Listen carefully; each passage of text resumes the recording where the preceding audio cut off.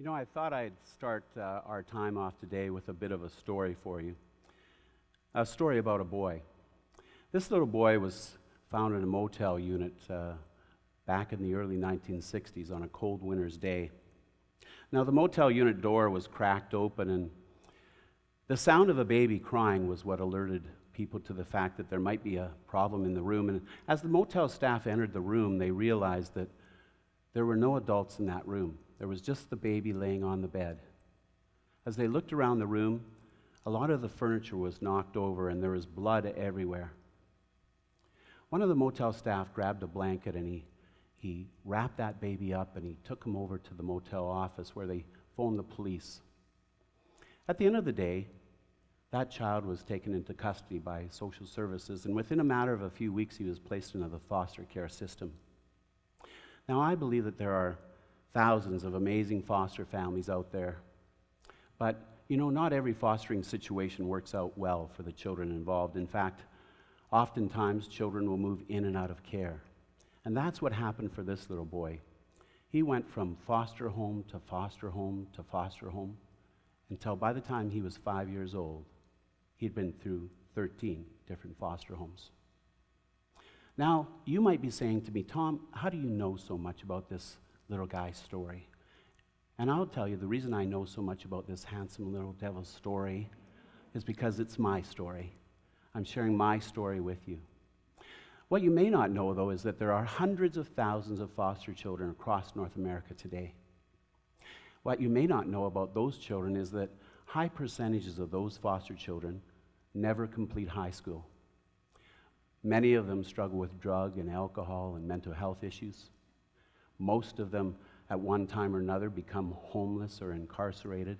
And many of them, by the time their 30th birthday rolls around, have already committed suicide. So by the time I get this to you, and as I share my story with you, what I want you to know is that I am not the author of my own miracle that I'm standing here with you today. In fact, I would like to share with you the two people who I believe are the authors of my miracle of being with you here today. Meet Jim and Edwina Watson, a retired preacher and a retired teacher, both in their 60s, empty nesters who reach back across 2 generations to bring a traumatized 5-year-old boy into their home. And I have to tell you, this was a real monumental effort that these two made, because in actual fact, I was not a very lovable child at that time. I hardly knew how to speak. If I wanted something, I would point and I would grunt. And if I didn't want something, I would actually bare my teeth and growl like an animal. At night, I would pee my bed, and in the daytime, I would soil my pants. And if I would go missing in the house, which was quite regularly, they would find me in a closet, hiding like a frightened animal. Now, if I wasn't in school with my classmates, I would spend time with the preacher on the farm. Mr. Watson was a wise old Irishman, and he had gone through the Second World War, and he demanded discipline and honesty and hard work from me. I spent thousands and thousands of hours working alongside that wise old mentor. In the evening, I would spend time with Mrs. Watson in my bedroom. And she took a little boy who didn't know his ABCs or his 1, 2, 3s like everybody else did, and helped him learn. And maybe more importantly, with her love and caring, she helped him learn to love to learn. Now, you know, I think at times in our lives, we all kind of get into these things where we get over our heads. And I think that happened for the Watsons, actually. I think they felt at one point after they brought me into their home, that they were over their heads. And frankly, I was a bit of a train wreck, because at school, I was a constant distraction in the classroom. I would be caught weekly stealing from teachers' purses or stealing from backpacks of other kids. On the playground, I was the sole instigator of every fight on the playground daily. I spent more time in the principal's office than I ever spent in the classroom. And at home, it was the same kind of thing. The Watsons never knew what was going to go on. And I think it all came to a head at one point, one summer, when Mr. Watson had relatives coming out from Toronto to visit him in Alberta on the farm. And they were bringing a young man named Stephen with them. Now, Stephen was my age, but I'm sure Stephen had never been out of the city. He didn't know that eggs came out of chickens or milk came out of milk cows. And so one night after supper, I said to Stephen, "Stephen, would you like to milk a cow with me tomorrow?" And he was so excited about that. So the next morning I got him up and I got him out to the barn. And I sat him down in the milk stool and I said, "Stephen, I'm going to get the milk cow now." And off I went. And a few minutes later I came back and I had our 3,000-pound bull in tow. And I tied that bull up, and I got Stephen to start milking the bull. And as I leaned against the fence, watching Stephen, chuckling to myself, all of a sudden, Mr. Watson walked in unannounced, and his eyes almost bulged out of his head, and I think I almost gave him a heart attack. And he's trying to talk to Stephen about what's going on, and Stephen doesn't understand the difference between a milk cow and a bull. And so finally, Mr. Watson has to get down, and he says to Stephen very bluntly, "Stephen, son, you have a penis in your hand. It's a bull. It's a penis, son."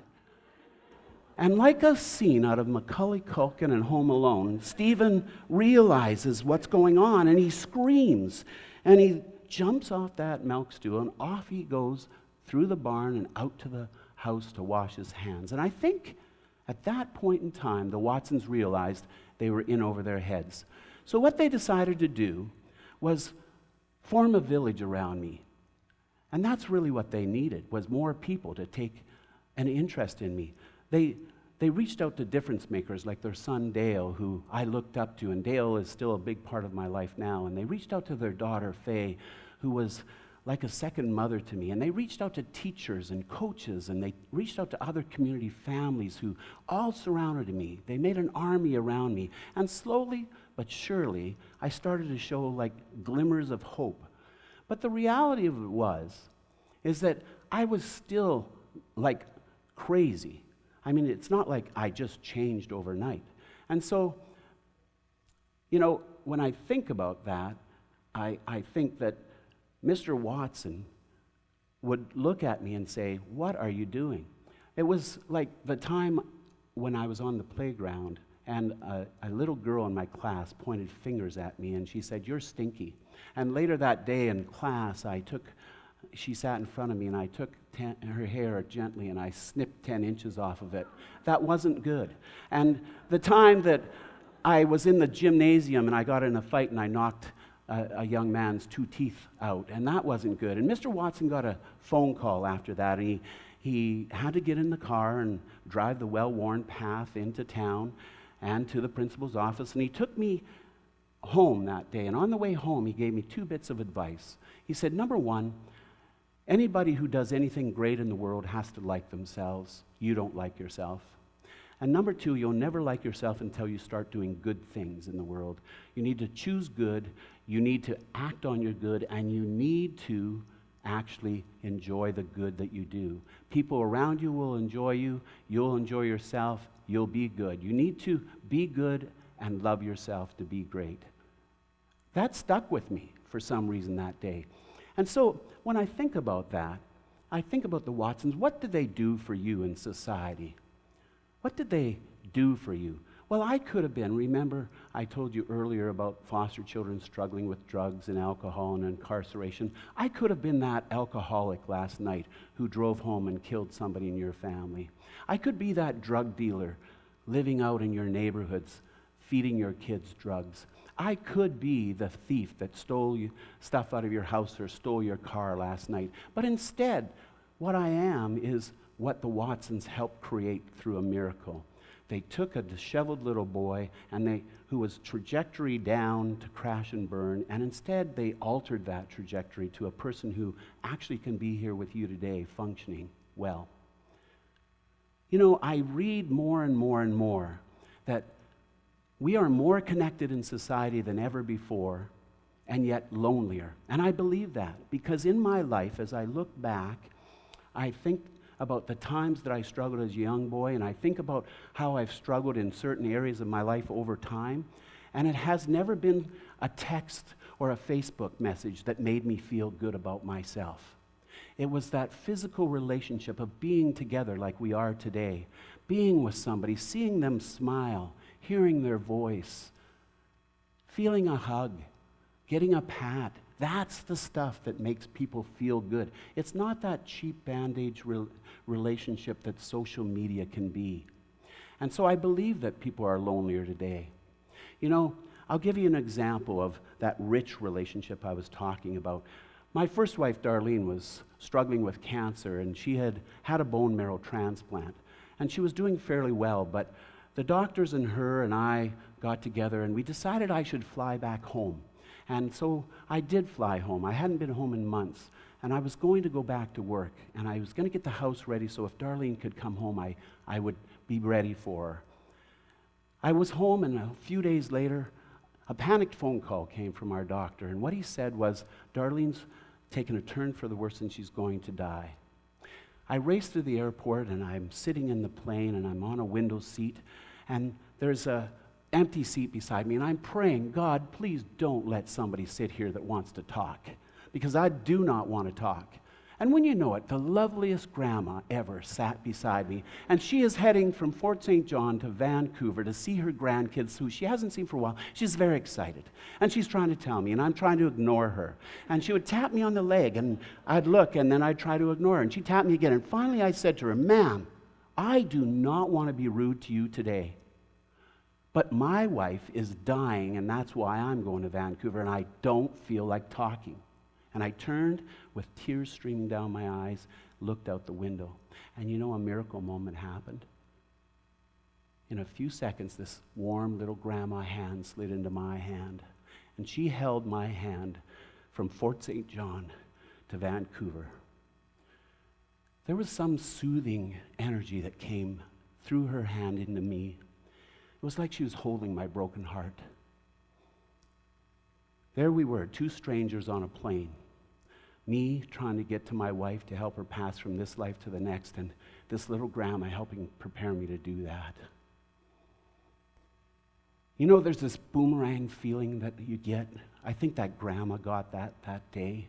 I'd been rude to her, but she knew for sure that she was helping me. I think the Watsons knew in their last days that they had done something miraculous with this boy who was disheveled, and now he could be a functioning member of society. I think all of you would be able to remember back to things that you've done with families and friends, and even with people you don't know, that made you feel good.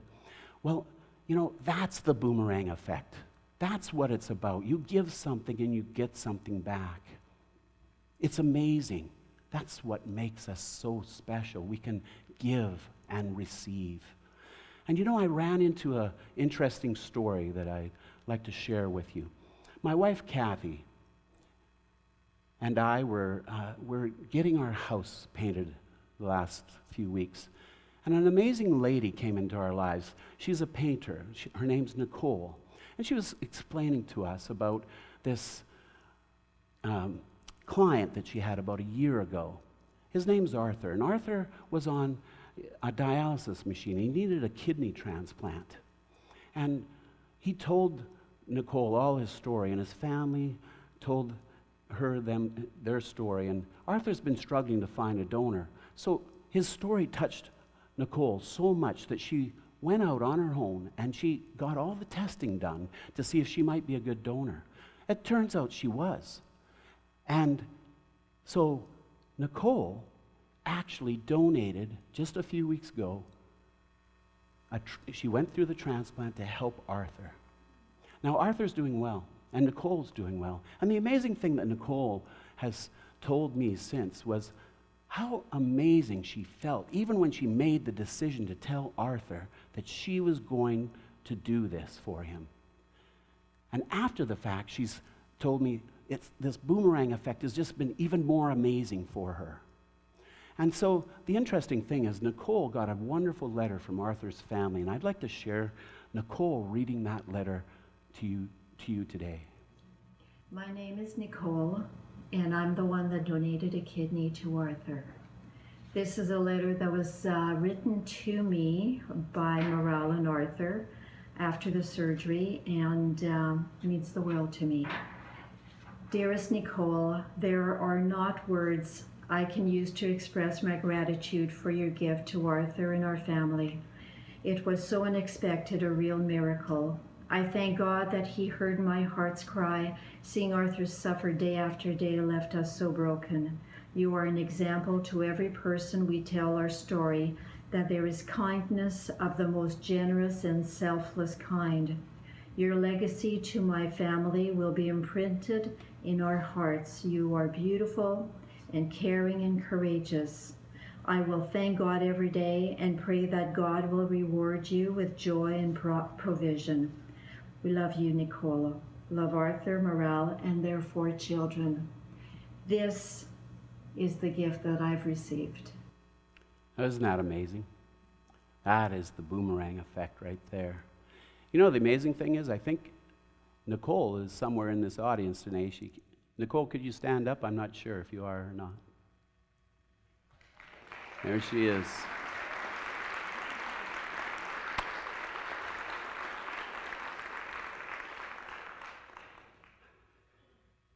And so, as I leave you today, I hope my story was not a disturbing story. Maybe the bold story might have been. But I want you to know that I would not be here today had it not been for many people who took a chance on me and provided a miracle to me. And that's really what we all are in this room. We're miracle makers. We can make miracles happen for our children. We can make miracles happen for our spouses. We can make miracles happen for our friends. And we can make miracles happen for strangers. I encourage you today that you go out and you spend time away from this social media thing with your nose planted in it, and actually look at people, see their need, and create memorable moments for them. Be a difference maker for them. Make them feel good about themselves, because as we travel down this road that we're heading in the world, we need more people to stand up and make a difference, make a miracle happen for people so that they like themselves and they do good for the world. And I thank you for your time today.